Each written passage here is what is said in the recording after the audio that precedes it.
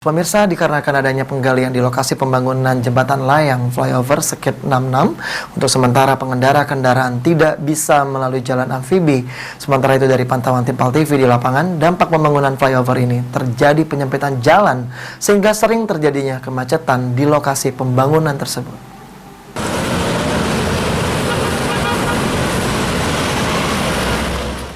Seperti inilah kondisi jalan Simpang Sekip, tepatnya di lokasi proyek flyover, di mana menuju ke jalan amfibi menjadi satu arah.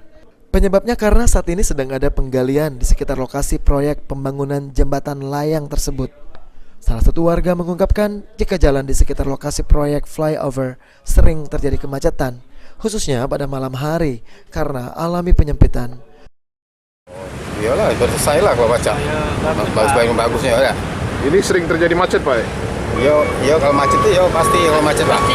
Kalau macet pasti sore, pagi. Itu ya. Ya. Biasanya panjang tidak? Tidak perlu panjang. Kalau udah diatur tidak perlu panjang.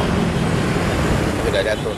Sejauh ini dari pantauan tim PAL TV di lapangan, proyek pembangunan simpang flyover Sekip masih terus dilakukan dan terlihat beberapa petugas sedang bekerja. Firman Hidayat, PAL TV.